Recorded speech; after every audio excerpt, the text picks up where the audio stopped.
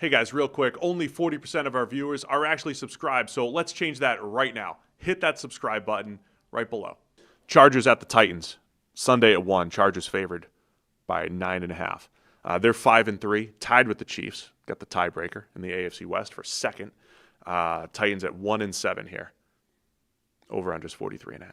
Well, this should be a quick game at least to The last four should analyze. be quicker.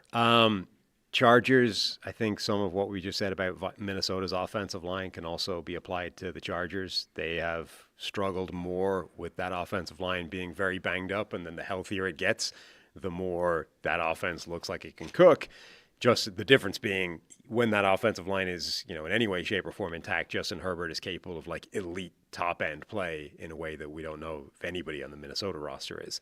So with that offensive line back in pretty good order, with Joe Alt back in the lineup, there's so much talent on that Chargers offense, even with some injuries, and Tennessee's defense has not been good. So you would expect them to roll.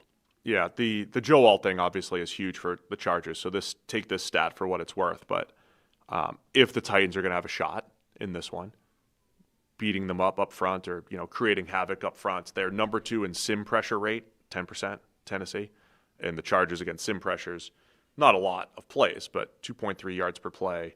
So like if you can create some negative plays, create a turnover, have Herbert put the ball on the turf, whatever it might be. It's like the Tennessee's only chance here. And that's a contrast from, what we were saying about Cincinnati. It's like at least they're trying, right? They don't have a huge amount of pass rush either, Tennessee, right, but at least they're doing something to try and create it. Especially with Jeffrey Simmons, did not participate again with a hamstring injury.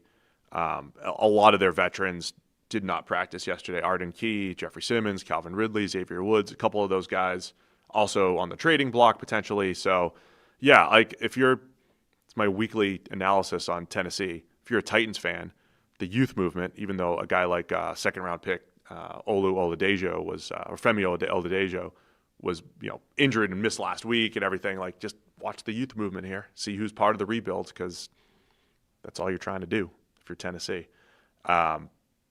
Chargers should have the advantage on both sides of the ball here. And I'll continue to just ask, I want to see if there's a different game flow for Tennessee. I usually don't advocate for heavy run, but are they at a point where you want to go Tajay Spears and Tony Pollard and go run heavy and see if you can have this really light pass game script and see how Cam Ward does there? Yeah, I don't love the rhythm that they're building. No, I'm willing to just get through the season, but let's hope we see some encouraging signs from him in terms of, look, we're going to be in a disadvantageous game script situation for basically all of your entire season.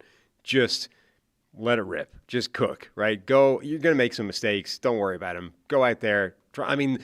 There's a couple of throws last week that were, still exceptionally good. Like he absolutely ripped one over the middle into a tight window. I just want to see him given carte blanche to do that. I would almost go, don't worry about making mistakes. Just go out there, go big game hunting. Be the player you were in college. Go looking for a big play. Just try and make some good things happen, and we'll work on, the mistakes when we have a better situation. We'll work on the mistakes in the offseason. We'll try and make sure we don't go too far that way. But right now, I'm not worried, but right now I don't love the fact that he's been so in his shell this season.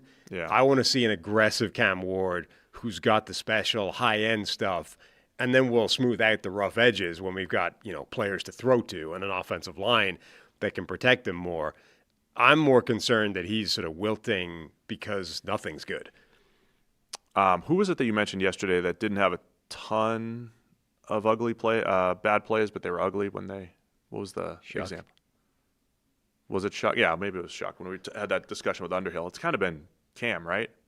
It's not a high volume. Yeah, he doesn't have very many at all. In fact, that's the one thing, that's the one data point from his rookie season that's actually been quite good, is that he hasn't put the ball in harm's way very much. But when he has, it's been terrible.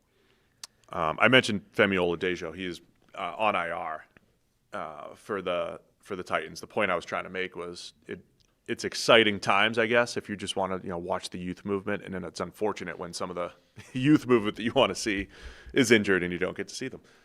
So that's Tennessee. Chargers should be able to take care of business here, I would say. It's a tough defense for Cam Ward as well, by the way, with the Jesse Minter defense. They don't make things easy on opposing quarterbacks. So Chargers should take care of business. Don't turn it over. Vidal last week looking really good against Minnesota on that Thursday night game. They get the little extra rest. I think they have a chance to run the ball, and Herbert should have a nice game, I think, against Tennessee, unless they can create that havoc with 5-man blitz looks up front. 9.5. Is that? As I was looking at the line, I was like, every week I'm like, that seems like a lot against Tennessee, until you realize. 9.5 starting to seem generous against Tennessee. They lost 38-14, 31-13, 20-10 against the Raiders. Beat the Cardinals 22-21, 26-0 against the Texans. They've lost by double digits most of the season. Yeah, and even the Cardinals game required like a series of some of the most unlikely events in NFL history to happen back to back to back. Yeah, where are you going to go? Chargers. I will also take I'll also take the Chargers, as will Harry. Thanks for watching all the way to the end of the video. Check the Mic is live Monday, Wednesday, and Thursday, so be sure to hit subscribe so you don't miss a video. You heard the man. Subscribe.